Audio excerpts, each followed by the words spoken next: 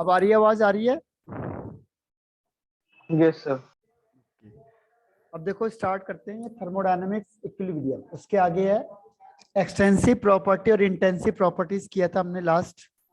इसके बाद नेक्स्ट आता है इसमें थर्मोडायनेमिक इक्विलिब्रियम किसे बोलते हैं, इक्विलिब्रियम। तो थर्मोडायनेमिक इक्विलिब्रियम क्या हो गया कि इफ इट्स मैक्रोस्कोपिक प्रॉपर्टीज, जो मैक्रोस्कोपिक प्रॉपर्टीज है, मैक्रोस्कोपिक प्रॉपर्टीज लाइक जैसे टेम्परेचर या प्रेशर, ठीक है, या वॉल्यूम, या do not change with time, ये चेंज नहीं होगा टाइम के साथ साथ, ठीक है। तो अगर ये इस कंडीशन में आ गया कि रिएक्शन तो हो रही है लेकिन जो टेम्परेचर है या प्रेशर है, जो भी मैक्रोस्कोपिक प्रॉपर्टीज है, वो चेंज नहीं हो रही है विद टाइम, तो इस कंडीशन को हम कहेंगे कि वो किस में आ गया, इक्विलिब्रियम में आ गया। तो थर्मोडायनेमिक इक्विलिब्रियम का मतलब क्या हुआ कि जो मैक्रोस्कोपिक प्रॉपर्टीज होती है वो क्या है, do not change with time, time के साथ चेंज नहीं होगी, तो इस कंडीशन को हम कहेंगे थर्मोडायनेमिक इक्विलिब्रियम, ठीक है। ये इक्विलिब्रियम आगे डिटेल में आएगा। यहाँ पे थर्मोडायनेमिक इक्विलिब्रियम है, इसका मतलब क्या हुआ, ठीक है। अगर टेम्परेचर है तो अगर टेम्परेचर सिस्टम का 25 डिग्री सेल्सियस है तो आप कुछ भी रिएक्शन करोगे लेकिन टेम्परेचर क्या रहेगा, सेम रहेगा, 25 ही रहेगा थ्रू आउट। और जो प्रेशर है, सपोज करो प्रेशर है इसका है 2 atm प्रेशर, तो ये 2 atm ही रहेगा थ्रू आउट, यानी कि रिएक्शन तो हो रही है, ऐसा नहीं कि रिएक्शन बंद हो जाए, रिएक्शन तो चलती जाएगी, लेकिन अगर प्रेशर, टेम्परेचर या जो भी मैक्रोस्कोपिक प्रॉपर्टीज है वो चेंज नहीं होगी with the passage of time, तो उस कंडीशन को हम कहेंगे इक्विलिब्रियम, थर्मोडायनेमिक इक्विलिब्रियम। समझ में आ गया? Yes sir. ओके, अब इसके आगे चलते हैं प्रोसेस में। अब next heading is thermodynamic process. तो प्रोसेस क्या होती है, देखो प्रोसेस, जैसे मैंने कहा अभी ये प्रोसेस हो गई। तो प्रोसेस में क्या होता है, जैसे ये रिएक्शन है, ये एक सिस्टम है आपके पास, और ये सिस्टम में मैंने क्या किया, मुझे पता है कि इसका टेम्परेचर सपोज T है, प्रेशर P है, वॉल्यूम V है, तो ये एक स्टेट हो गई, ठीक है। तो एक ऐसी कंडीशन या ऐसी अकरेंस, ठीक है, जिसमें क्या होगा कि अगर कोई सिस्टम है, सिस्टम चेंज करेगा, change from one state, from one state, जो पहली स्टेट है, सपोज करो ये T1 है, ये P1 है और ये V1 है, तो ये पहली स्टेट हो गई। अब इसने क्या किया कि आपने इसमें कोई भी चीज चेंज कर दी, चेंज क्या कर दिया आपने, सपोज करो टेम्परेचर चेंज कर दिया T2, जैसे ही टेम्परेचर चेंज क्या होगा, अपने आप ही वॉल्यूम चेंज हो जाएगा। तो अगर टेम्परेचर T2 होगा तो प्रेशर भी चेंज हो जाएगा, वॉल्यूम भी चेंज हो जाएगा। तो जब क्या होता है, कोई भी सिस्टम एक स्टेट से, ये एक स्टेट है, जब ये पहली चीज है तो ये होगा इसकी वन स्टेट, और जब ये वन स्टेट से क्या होगा, अनदर स्टेट में चेंज हो जाएगा, ठीक है, वन स्टेट से अनदर स्टेट में चेंज हो गया, तो उसको हम क्या कहेंगे, प्रोसेस कहेंगे कि अब प्रोसेस हो गई। अगर कोई चेंज हो ही नहीं रहा है तो हम कहेंगे प्रोसेस ही नहीं हो रही है भाई, प्रोसेस तो रुकी हुई है। लेकिन अगर सपोज आपने टेम्परेचर चेंज किया या प्रेशर चेंज किया या वॉल्यूम चेंज किया, तो एक भी चेंज करोगे तो सारे के सारे चेंज हो जाएंगे, ठीक है, प्रेशर भी चेंज करोगे तो भी सब कुछ चेंज हो जाएगा। तो इसको हम क्या कहेंगे कि ये प्रोसेस हो गई। तो प्रोसेस का मतलब क्या होता है, the occurrence in which the system change from, the occurrence in which the system change from one state, एक स्टेट ये थी, टेम्परेचर T1, प्रेशर P1 और वॉल्यूम V1, तो ये क्या था, एक स्टेट थी। अब ये एक स्टेट से चेंज हो गया किसमें, अनदर स्टेट में, यानी थोड़ा सा हमने चेंज किया टेम्परेचर में या प्रेशर या वॉल्यूम में, तो तीनों चीज चेंज हो गई। अब हमारे पास क्या हो गया, टेम्परेचर T2, प्रेशर P2 और वॉल्यूम V2 हो गया, तो इसे कहेंगे हम प्रोसेस, ठीक है। तो हम कहेंगे थर्मोडायनेमिक प्रोसेस हो गई। क्लियर है, प्रोसेस समझ में आ गया, the occurrence in which the system change from one state to another state is called process. Yes clear है? सर। अब प्रोसेस में हमारे पास चार प्रोसेस होती है। First is isothermal process. देखो आइसो वर्ड का मतलब क्या होता है, iso, iso means same, iso मतलब जैसे आइसोटॉप्स, आइसोबार, यस आइसो मतलब सेम, ठीक है। तो यहाँ पे क्या होगा, थर्मल, थर्मल का मतलब क्या होता है, थर्मल मीन्स हीट या टेम्परेचर, ठीक है। तो जो टेम्परेचर है यहाँ पे, थर्मल जनरली टेम्परेचर के लिए यूज होता है। तो कहता है कि जिस प्रोसेस में, the process in which temperature through और टेम्परेचर सेम रहेगा, एक ही जैसा रहेगा, यानी कि डेल टी चेंज तो कुछ हुआ ही नहीं, डेल टी क्या हुआ, जीरो हो जाएगा, क्योंकि टेम्परेचर में कोई चेंज तो हुआ नहीं है, डेल टी जीरो हो जाएगा, ठीक है। और इसमें डेल यू इंटरनल एनर्जी भी जीरो हो जाती है, क्योंकि उसका एनर्जी भी बढ़ेगी नहीं, ठीक है। तो उस कंडीशन को हम कहते हैं आइसोथर्मल प्रोसेस। आइसोथर्मल मतलब जिसमें temperature remain constant, temperature constant रहेगा, और दूसरी चीज क्या है इसमें, डेल टी जीरो हो जाएगा और डेल यू भी जीरो हो जाएगा। तो इस कंडीशन को हम कहेंगे आइसोथर्मल। तो जब भी हम कहेंगे आइसोथर्मल प्रोसेस अप्लाई कर रहे हैं, तो आइसोथर्मल का मतलब क्या समझ जाना आपने, चेंज हुआ नहीं। तो चेंज हुआ नहीं इसका मतलब क्या हुआ, del T is equal to zero हो जाएगा, या फिर डेल यू या इंटरनल एनर्जी चेंज जीरो हो जाएगा, क्योंकि कुछ चेंज तो होगा नहीं। अगर टेम्परेचर 25 डिग्री सेल्सियस है तो थ्रू आउट टेम्परेचर सेम रहेगा। तो उस कंडीशन को हम कहते हैं आइसोथर्मल प्रोसेस।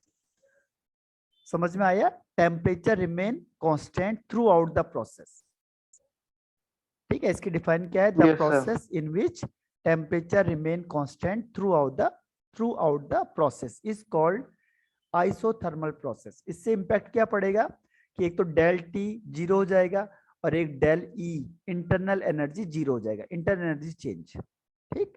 तो ये आइसोथर्मल है, समझ में आ गया।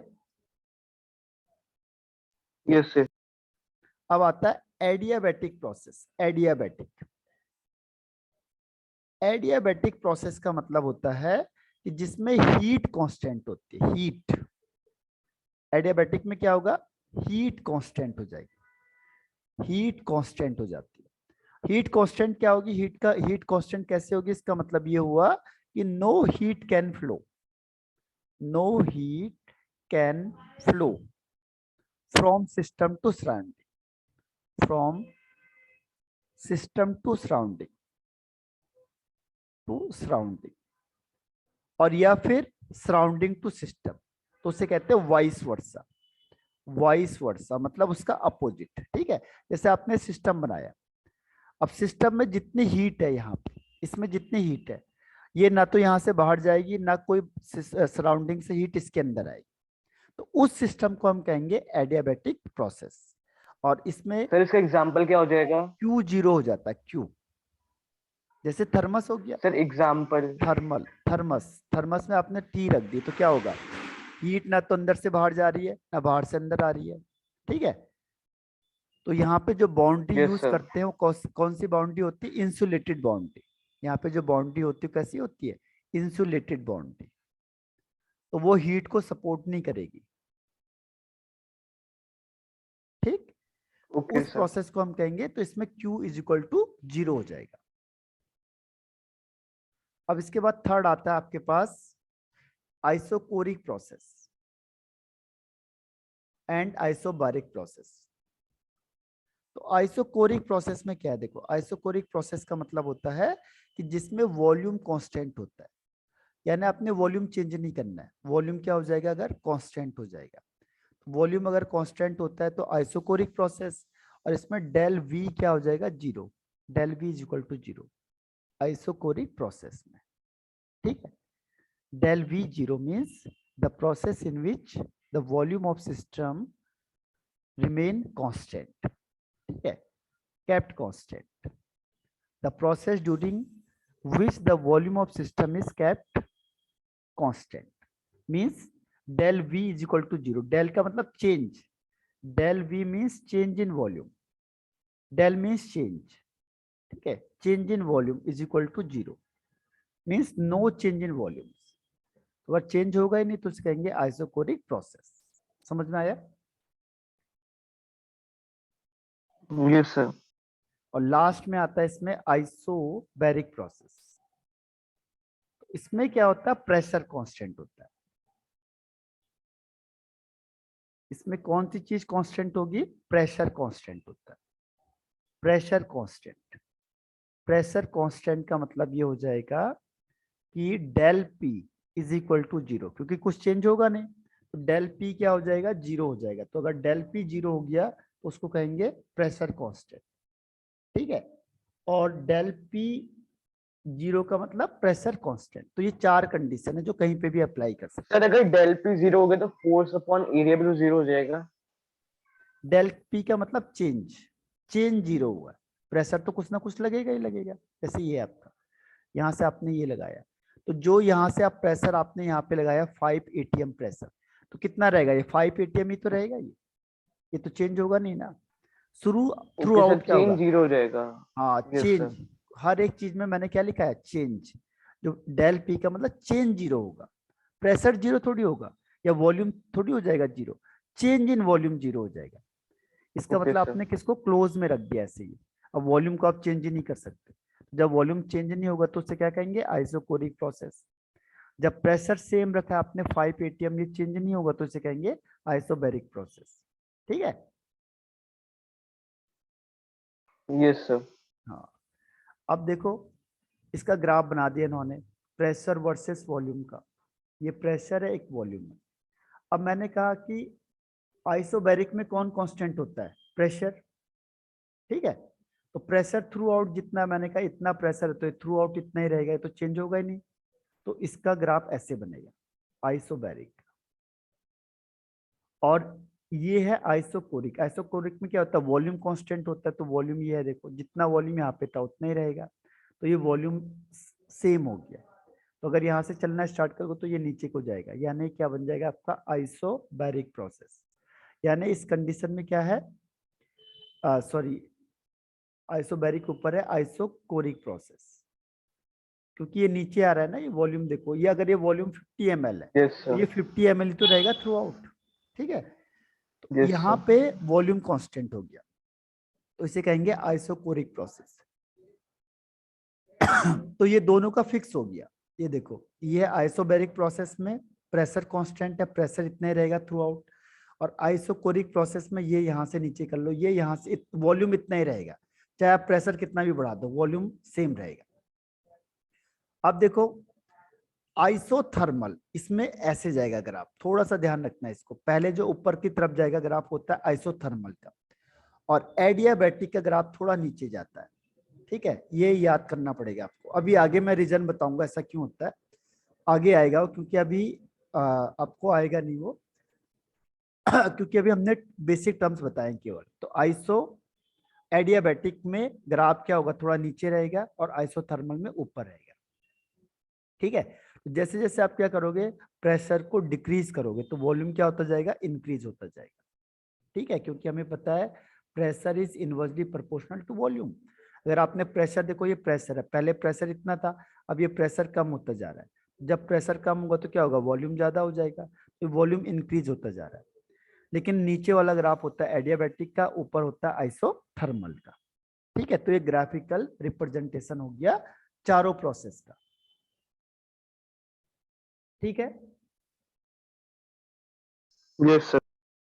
हाँ। अब इसके बाद आता है नेक्स्ट वन इज, ये आपका बेसिक चीजें आपको याद करनी पड़ेगी इसमें। ये मैंने आपको पीडीएफ में भी भेज दिया है और ये भी भेज दिया है, क्योंकि आपको अब रिटर्न में करना है हर एक चीज को। तो मैं आपको डिफाइन भी बताता जा रहा हूँ, उसे लिखते चले जाना है। जब आप लिखोगे तो आपको याद हो जाएगा, क्योंकि अब रिटर्न में ही आएगा आपके पास। अब आता है रिवर्सिबल प्रोसेस।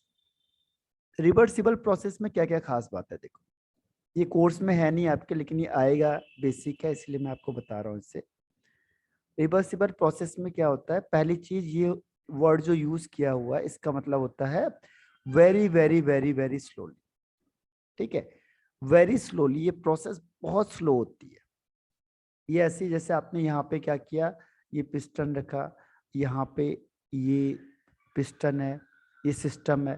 तो आप क्या करोगे, आपके पास अगर चीनी के दाने हैं तो आप एक दाना डालोगे इसमें, फिर दूसरा, तो धीरे धीरे करके बहुत स्लो चेंज होता जाएगा। तो इसीलिए ये रिएक्शन क्या होती है, वेरी वेरी वेरी स्लो होती है, तो इसके लिए ये वर्ड यूज करते हैं, ठीक है। पहली चीज।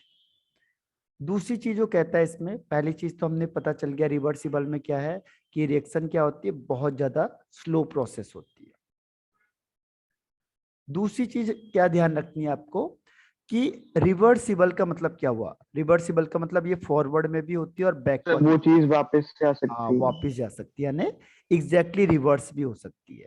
ठीक है, तो ये रिएक्शन क्या होगी, रिवर्स हो जाएगी, रिवर्स्ड। तो उसका मतलब हो गया रिवर्सिबल का। और तीसरी चीज आपको क्या ध्यान रखनी है कि हर एक कंडीशन में the system remain almost in state of equilibrium at every stage. क्या होगा, जो सिस्टम होता है कैसे होगा, state of equilibrium, state of equilibrium. ठीक है, at with the surrounding, with the surrounding यानी सराउंडिंग के साथ इक्विलिब्रियम में होगा एट एवरी स्टेज, हर एक स्टेज में। इसलिए तो बहुत स्लो हो रही है ये। हर एक स्टेज में क्या होगा, ये सराउंडिंग के इक्विलिब्रियम में होगा। तो ये तीन कंडीशन है जो कौन फॉलो करती है, रिवर्सिबल रिएक्शन। तो रिवर्सिबल रिएक्शन के लिए तीन चीजें याद रखनी है। पहला है बहुत ज्यादा स्लो रिएक्शन है, दूसरा ये रिवर्स हो सकती है, और तीसरा है कि जो सिस्टम होता है वो हर एक स्टेज में सराउंडिंग के साथ क्या होगा, इक्विलिब्रियम में होगा। ठीक है, तो ये तीन चीजें याद रखनी है रिवर्सिबल प्रोसेस के लिए। ठीक है, याद हो जाएगी। Yes sir. A process which is carried out infinitely slowly so that all changes occur in the direct process can be exactly reverse। जो डायरेक्ट प्रोसेस होगी वो क्या हो जाएगी, रिवर्स हो जाएगी। And the system remain almost in the state of equilibrium with the surrounding eight every stage of process. अब इसमें दूसरा है देखो इरिवर्सिबल प्रोसेस। इरिवर्सिबल, इरिवर्सिबल क्या होगा, सिंपल सी बात है, जो रिवर्सिबल नहीं होगा, इसकी डिफाइन इजी है। ठीक है, ये क्या है, जो विच इज नॉट रिवर्सिबल। सीधा अगर आप शॉर्ट में लिख सकते हो तो which is not reversible reaction. जितनी भी रिएक्शन हमारे पास है सारी इरिवर्सिबल है, क्योंकि रिवर्सिबल होना बहुत मुश्किल है। ठीक है, which is not reversible process, जो रिवर्सिबल में नहीं होती वो सारी की सारी क्या है, इरिवर्सिबल है। तो इसमें हर एक चीज इसका अपोजिट है। पहला ये क्या होगा, इसमें लिखा है वेरी वेरी स्लोली होगी, वेरी स्लोली नहीं होती है। ठीक है, दूसरा इसमें सक्सेसिव स्टेप के बाद क्या होगा, एक ही डायरेक्शन में चली जाती है, रिवर्स नहीं होती है, एक ही डायरेक्शन में हो जाती है। ठीक, तो इसीलिए ये इरिवर्सिबल है। तो जितने भी हमारे पास स्पॉन्टेनियस रिएक्शंस होती हैं सारी की सारी इरिवर्सिबल होती है, क्योंकि रिवर्सिबल में होना पॉसिबल नहीं होता। सर इसमें स्टेट ऑफ इक्विलिब्रियम कांस्टेंट नहीं रहती ना? हाँ, मतलब स्टेट ऑफ इक्विलिब्रियम का मतलब हुआ कि जैसे सराउंडिंग है और ये सिस्टम है, तो जो सिस्टम और सराउंडिंग में क्या होगा, आपस में इक्विलिब्रियम का मतलब कि ये दोनों एक दूसरे के साथ क्या करेंगे, कोऑर्डिनेशन बना के रखेंगे, उसे कहते हैं इक्विलिब्रियम। बट अभी सर इरिवर्सिबल, हाँ बताओ। इरिवर्सिबल में इक्विलिब्रियम कंडीशन एग्जिस्ट नहीं करती ना भाई? हाँ नहीं करती, उसमें उसमें एक ही डायरेक्शन में रिएक्शन हो जाती है। जैसे मैंने कहा a plus b yes with sir. C plus t, तो इक्विलिब्रियम आएगा ही नहीं। ठीक है, तो यस सर। अब इसका डिफरेंस है, देखो ये डिफरेंस आ गया इक्विलिब्रियम रिवर्सिबल प्रोसेस और इरिवर्सिबल प्रोसेस में। तो पहला तो यही कह रहा है वो कि जो रिवर्सिबल प्रोसेस है वो क्या होता है, वेरी वेरी वेरी स्लोली होता है, बहुत स्लो प्रोसेस होती है किसकी, रिवर्सिबल की, और ये स्लो नहीं होता है।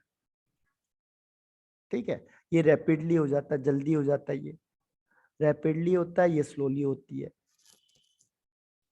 इसका मतलब क्या होता है, देखो एक और वर्ड इसने यूज किया है, driving force and opposing force. Driving force मतलब ये हो गया, जैसे सिस्टम है तो यहाँ से आपने अगर फोर्स लगाया तो ये ड्राइविंग फोर्स हो गया, और ये इसको अपोज करेगा तो ये क्या हो गया, अपोजिंग फोर्स हो गया। तो जो रिवर्सिबल होता है इसमें इन दोनों में कोई ज्यादा फर्क नहीं होता, इसीलिए तो क्या हुआ, धीरे धीरे करके नीचे आ रहा है। तो जो ड्राइविंग फोर्स होता है ये ऑलमोस्ट इक्वल होता है अपोजिंग फोर्स के, यानी बहुत कम डिफरेंस होता है, इसीलिए ये रिवर्सिबल प्रोसेस स्लोली होती है। जबकि इरिवर्सिबल प्रोसेस में क्या होता है, इन दोनों में लार्ज डिफरेंस होता है, किसमें, ड्राइविंग फोर्स में और अपोजिंग फोर्स में क्या होगा, लार्ज डिफरेंस हो जाता है, एक बहुत ज्यादा एक बहुत कम, तो उसकी वजह से क्या होगा, रिएक्शन बहुत फास्ट हो जाएगी। तो ये सेकेंड स्टेप हो गया इसका। फिर है सेकंड कि at any stage during the process equilibrium is not disturb, क्योंकि अभी मैंने आपको कहा था हर एक स्टेज में जैसे जैसे रिएक्शन चलेगी हर एक स्टेज में क्या है, इक्विलिब्रियम मेंटेन रहेगा। किसी भी स्टेज में चले जाओ इक्विलिब्रियम विद सराउंडिंग मेंटेन रहेगा, लेकिन इसमें ऐसा नहीं होता। ये एग्जिस्ट करता है तो ये आफ्टर कंप्लीशन ऑफ प्रोसेस करता है, ये एग्जिस्ट नहीं भी करता क्योंकि जनरली वन डायरेक्शन में हो जाता है। ठीक है, तो ये इरिवर्सिबल प्रोसेस में अगर इक्विलिब्रियम में आफ्टर कंप्लीशन हो गया, एक ही डायरेक्शन में कंप्लीशन हो जाता है, तो ये आफ्टर कंप्लीशन ही क्या करेगा, ये इक्विलिब्रियम को अटेन कर सकता है, लेकिन ये हर एक स्टेज में क्या है, इक्विलिब्रियम को अटेन करेगा। थर्ड है, इसमें इन्फिनाइट टाइम होता है क्योंकि बहुत स्लो होता है तो बहुत ज्यादा टाइम लगता है कंप्लीशन के लिए, लेकिन ये क्या होता है, फाइनाइट टाइम होता है, जल्दी से कंप्लीट हो जाता है, तो इसमें फिक्स टाइम होता है, जबकि इसमें इन्फिनाइट टाइम होता है। फोर्थ है इसमें कि ये इमेजनरी होता है क्योंकि इतनी स्लो प्रोसेस होना क्या पॉसिबल नहीं है, बहुत स्लो। हर एक स्टेज में इक्विलिब्रियम का होना क्या पॉसिबल नहीं होता, आप एक एक दाना करके डालते जाओगे, धीरे धीरे धीरे करके जाएगा, वो भी हर एक कंडीशन में इक्विलिब्रियम होना चाहिए। तो ये जनरली इमेजनरी होता है, बस ये हम सोच सकते हैं ऐसा हो सकता है, एक्चुअल में इसको अचीव करना क्या मुश्किल होता है। और ये तो इरिवर्सिबल है तो ये इजिली क्या होता है, अकर हो जाएगा, इजिली इसे अचीव कर सकते हैं। तो प्रोसेस एक्चुअली अकरिंग, जो भी प्रोसेस नेचर में होती है वो जनरली इरिवर्सिबल होती है। और लास्ट है इसमें कि जो वर्क ऑब्टेन्ड होता है, क्योंकि रिवर्सिबल में वर्क ऑब्टेन्ड मैक्सिमम हो जाता है और इसमें मिनिमम होता है, मैक्सिमम नहीं होता है, इसमें कम हो जाता है इरिवर्सिबल। ठीक है, तो ये 5 स्टेप है इसके डिफरेंस के लिए। पहला कि ये क्या है, बहुत स्लो रिएक्शन होती है जबकि ये रैपिड होती है, फास्ट होती है। दूसरा, इसमें ड्राइविंग फोर्स और अपोजिंग फोर्स में बहुत कम डिफरेंस होता है, वेरी वेरी स्मॉल डिफरेंस होता है, लेकिन इसमें क्या होता है, ड्राइविंग फोर्स और अपोजिंग फोर्स में लार्ज डिफरेंस हो जाता है। दूसरा, ये हर एक स्टेज में इक्विलिब्रियम को शो करता है जबकि ये नहीं करता। इसमें इन्फिनाइट टाइम होता है क्योंकि बहुत स्लो प्रोसेस होती है तो बहुत ज़्यादा टाइम लगता है, इसमें फाइनाइट टाइम यूज होता है। ये इमेजनरी होता है, एक्चुअल में ये एग्जिस्ट करता है इरिवर्सिबल वाला। और रिवर्सिबल में वर्क होता है जो मैक्सिमम होगा, जबकि इरिवर्सिबल में मैक्सिमम नहीं होता है। This is the difference between reversible and irreversible process. ठीक है, तो समझ में आ गया। Yes sir. अब इसमें नेक्स्ट आता है इंटरनल एनर्जी किसे बोलते हैं। इंटरनल, ये अभी देखो ये टर्मिनोलॉजी चल रही है। अब ये कोर्स तो देखो आपको जल्दी करना है क्योंकि ये कोर्स जल्दी खत्म हो जाएगा, 3, 4, 5 डेज में खत्म हो जाएगा ये चैप्टर, 4 से 5 डेज। लेकिन आपको क्या करना पड़ेगा, इसे जितना आप पढ़ोगे इतना आपको याद करना है पहले, क्योंकि बेसिक चीज है। Okay sir. ठीक है, इंटरनल एनर्जी किसे कहते हैं, तो इसकी 2 डिफाइन। पहली डिफाइन क्या है इसमें कि जितना भी ये लिखा है, sum of different types of energy, जितने भी टाइप की एनर्जी उसको सम कर दो, sum of different types of energy. जितने भी सिस्टम में जितने भी टाइप की एनर्जी हो सकती है associated with atoms and molecules. ठीक है, एसोसिएटेड विद एटम्स और मॉलिक्यूल्स। ठीक है, जितने भी एटम्स हैं या जितने भी मॉलिक्यूल्स हैं उसमें जितनी टाइप की एनर्जी प्रेजेंट है उन सबका सम उसे कहेंगे इंटरनल एनर्जी। अब कौन कौन सी एनर्जी, देखो इसने दिखा हुआ है कि इलेक्ट्रॉनिक एनर्जी है, इलेक्ट्रॉनिक एनर्जी को ई से दिखा रहे हैं। ठीक, इलेक्ट्रॉनिक एनर्जी के बाद है आपका न्यूक्लियर एनर्जी है, electronic energy, nuclear energy. Nuclear energy कौन सी हो गई, ये ये वाली कौन सी, एन ई लिखा है यहाँ पे, देखो ये न्यूक्लियर, एक मिनट में से हटा देता हूँ पहले। ठीक है, तो कौन कौन सी एनर्जी हमारे पास प्रेजेंट है, electronic energy, nuclear energy. Nuclear energy में कौन सा आ गया, न्यूक्लियर एनर्जी में आ गया आपके पास ये लिखा है देखो, न्यूक्लियर एनर्जी ये इलेक्ट्रॉनिक एनर्जी, ये है chemical bond energy, potential energy, kinetic energy, translational energy, vibrational energy, rotational energy, इतने टाइप की एनर्जी। तो इसमें से कई एनर्जी जो मेजर नहीं हो सकती, बहुत कम अमाउंट होती, तो सारी टाइप की एनर्जी का सम उसे कहते हैं इंटरनल एनर्जी। तो ये पहली डिफाइन हो गई इसकी, कि जितनी भी टाइप की एनर्जी हमारे पास या एटम्स या मॉलिक्यूल के पास हो सकती है, उन सब एनर्जी का सम उसे कहेंगे इंटरनल एनर्जी, यू और ई। इंटरनल एनर्जी क्या है? सम ऑफ ऑल काइंड या different types of energy, that is called internal energy. ठीक है, तो ये याद करना पड़ेगा आपको। आया समझ में? Yes sir, yes sir. अब इसकी दूसरी डिफाइन है ये, अब एक और डिफाइन है इसमें। सेकंड डिफाइन ये है इसकी कि वो कहता है जो भी एनर्जी क्या होगी, स्टोर होगी विद इन द सिस्टम, यानी जितनी एनर्जी सिस्टम में क्या होगी, स्टोर होगी, जितनी भी एनर्जी है जो वो स्टोर होगी कहाँ पे, सिस्टम में, उसी को हम उसकी इंटरनल एनर्जी कह देंगे। जैसे हमारे अंदर जितनी भी एनर्जी, टोटल एनर्जी जो प्रेजेंट है, वो हमारी इंटरनल एनर्जी होगी। ऐसी जो सिस्टम होता है, सिस्टम में जितनी भी एनर्जी स्टोर होगी, जितनी भी एनर्जी प्रेजेंट होगी, वो उसकी क्या हो गई, इंटरनल एनर्जी। तो इसकी दो डिफाइन है, इंटरनल एनर्जी, इसकी दो डिफाइन है। पहली डिफाइन क्या हो गई, द एनर्जी स्टोर्ड कहाँ पे, विद इन द सिस्टम या सबस्टेंस। और दूसरी है कि sum of different types of energy associated with atoms और मॉलिक्यूल्स। अब कितनी टाइप की एनर्जी हमारे पास प्रेजेंट है, जैसे electronic energy, vibrational energy, translational energy, rotational energy, rotation मतलब जो रोटेशन की वजह से हो रही है, वाइब्रेशन की वजह से हो रही है, और ये काइनेटिक एनर्जी, केमिकल एनर्जी। तो ये सारे टाइप के जो एनर्जी होती है, ये आपकी क्या है, इंटरनल एनर्जी है। ठीक है, इसको डिनोट करेंगे यू और ई से, डिनोटेड बाय यू और ई। ठीक है, क्लियर हो गया?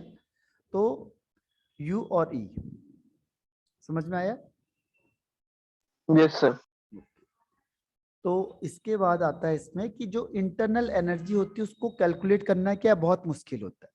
It is very difficult to calculate the internal energy. ठीक है, अब ऐसा क्यों हो जाएगा, इंटरनल एनर्जी को कैलकुलेट करना, इंटरनल एनर्जी को एब्सोल्यूट वैल्यू को कैलकुलेट करना क्या पॉसिबल नहीं है, नॉट पॉसिबल है। ठीक है, नॉट पॉसिबल है। क्या चीज पॉसिबल नहीं है, एब्सोल्यूट वैल्यू निकालना। एब्सोल्यूट मतलब एग्जैक्टली वैल्यू किसकी, इंटरनल एनर्जी की एब्सोल्यूट वैल्यू निकालना क्या है, पॉसिबल नहीं होता। अब क्यों नहीं होगा ऐसा पॉसिबल, इंटरनल एनर्जी क्योंकि है बहुत जो, सारी एनर्जीज है। हाँ, तो कहता है कि इतनी सारी एनर्जी यहाँ पे है, सर्टेन एनर्जीज जो है उनमें से कई ऐसी जिसको हम मेजर नहीं कर सकते, कैन नॉट बी मेजर। कई ऐसी भी तो एनर्जी होती है, क्योंकि बहुत कम एनर्जी, बहुत कम उसकी वैल्यू होगी, तो उसे आप मेजर नहीं कर सकते। कई ऐसी टाइप की एनर्जी होती है जिसको हम मेजर नहीं कर पाते, इसीलिए इसकी एब्सोल्यूट वैल्यू को निकालना पॉसिबल नहीं होता है। तो हम क्या करेंगे इसके लिए, तो हम अपनी सहूलियत के लिए क्या करते हैं, इंटरनल एनर्जी चेंज को निकालते हैं। इसीलिए हम क्या करते हैं, चेंज इन इंटरनल एनर्जी को कैलकुलेट करते हैं। ठीक है, चेंज इन इंटरनल एनर्जी को हम क्या करेंगे, यहाँ से कैलकुलेट करते हैं। चेंज इन इंटरनल एनर्जी को हम यहाँ पे कैलकुलेट करेंगे। ठीक है, कैलकुलेट क्या करते हैं हम लोग, चेंज इन इंटरनल एनर्जी को।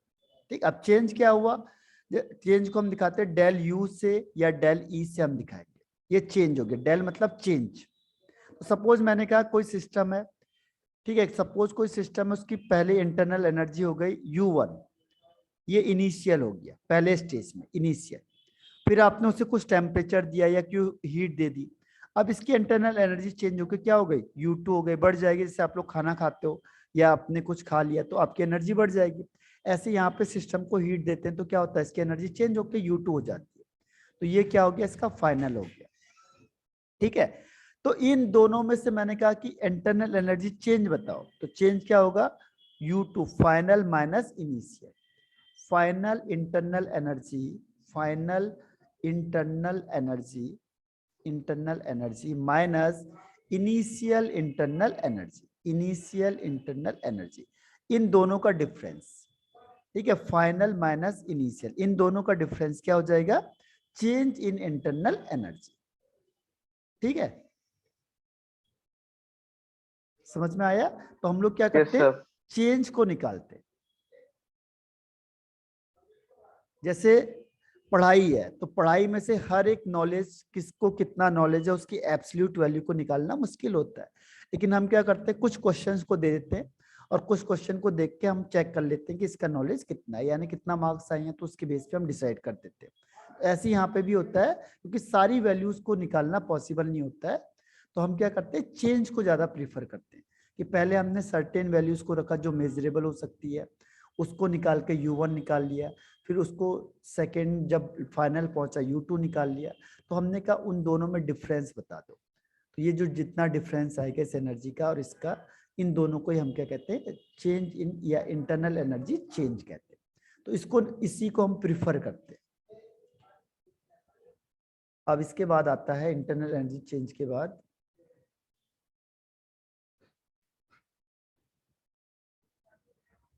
अब ये किस किस चीज पर डिपेंड करेगा। देखो, इंटरनल एनर्जी है जो, वो चेंज किस पे डिपेंड करेगा।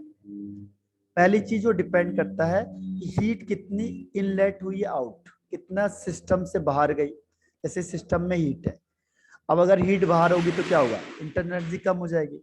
हीट अंदर आ गई तो इंटरनल एनर्जी ज्यादा हो जाएगी। यानी जैसे अपने हीट एब्जॉर्ब कराई, जब हीट एब्जॉर्ब होगी तो क्या होगा, इंटरनल एनर्जी बढ़ जाएगी, इंक्रीज हो जाएगी। और अगर किसी ने हीट को क्या किया, इवॉल्व कर दिया, बाहर निकाल दिया, तो इवॉल्व करेंगे तो इंटरनल एनर्जी क्या होगी, डिक्रीज हो जाएगी। ठीक है, तो कितना हीट क्या हुआ, इन और आउट ऑफ द सिस्टम हुआ, उसकी वजह से क्या होगा, इंटरनल एनर्जी चेंज भी चेंज हो जाएगा। ठीक है, पहली चीज।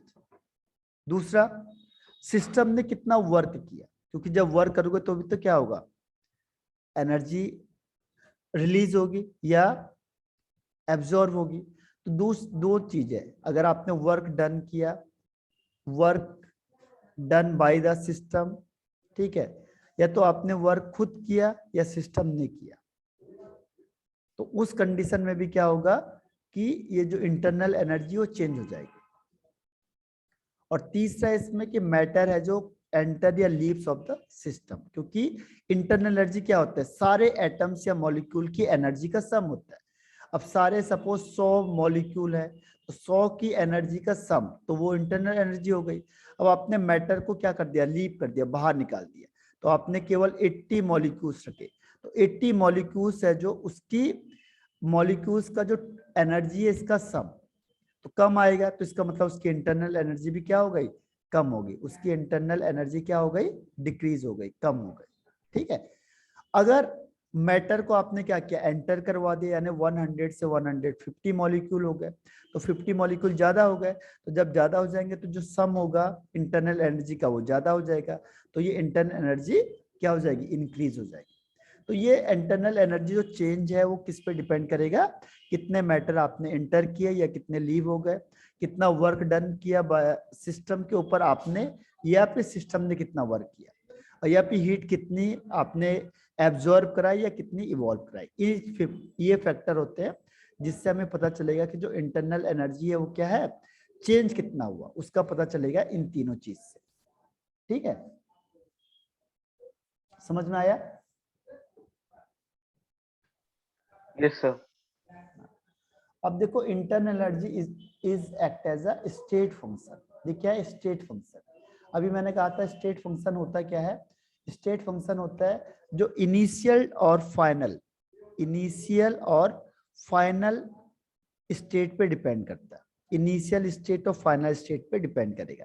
इसको इससे मतलब नहीं है कि आपने कैसे दिया। जैसे सपोज करो पहले इंटरनल एनर्जी इसकी U1 है, अब आपने चाहे यहाँ से हीट दिया तो भी इसकी इंटरनल एनर्जी बढ़ जाएगी, चाहे आपने इस पे वर्क किया तो भी इसकी एनर्जी बढ़ जाएगी, या इसमें आपने ज्यादा मैटर पास करा दिए तो भी इसकी इंटरनल एनर्जी बढ़ जाएगी।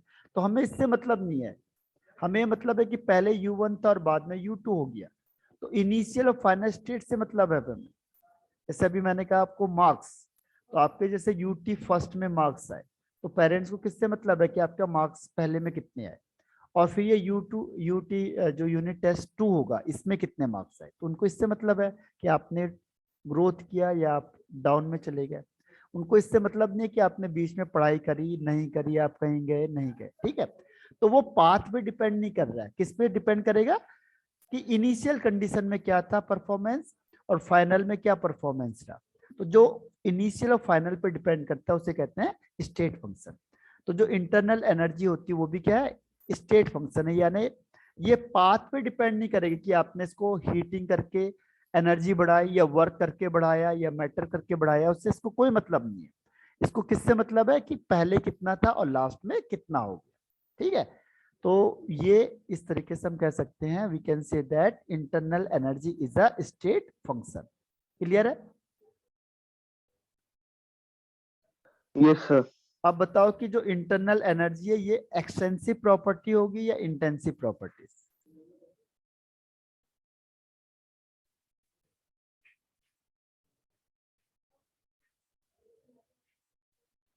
Sir extensive. हाँ, एक्सटेंसिव, जितने भी एनर्जी वो एक्सटेंसिव होगी, क्योंकि ये अमाउंट पे डिपेंड करेगी ना। अभी मैंने क्या कहा आपको कि वो 100 मॉलिक्यूल होंगे तो इसकी एनर्जी, टोटल एनर्जी अलग होगी। अगर आपने मॉलिक्यूल को बढ़ा के 150 कर दिया मॉलिक्यूल, तो क्या होगा, इसकी इंटरनल एनर्जी बढ़ जाएगी, यानी कि मॉलिक्यूल पे डिपेंड कर रहा है, अमाउंट पे डिपेंड कर रहा है।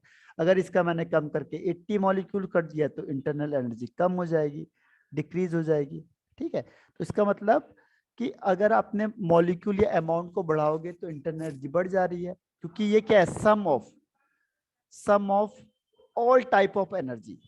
सम किसकी? ऑल टाइप ऑफ एनर्जी, जितनी भी टाइप की एनर्जी हमारे पास प्रेजेंट है उस उतनी टाइप की एनर्जी का सम, ठीक है, उतनी टाइप की एनर्जी का सम है। तो इसीलिए कौन सी प्रॉपर्टी होगी? एक्सटेंसिव प्रॉपर्टी, ठीक। अब आपको क्या करना है, फिर से रिज्वाइन करना है यस क्योंकि सर। टाइम खत्म हो गया है। रिज्वाइन करो फिर से सेम आईडी, ठीक। Okay sir.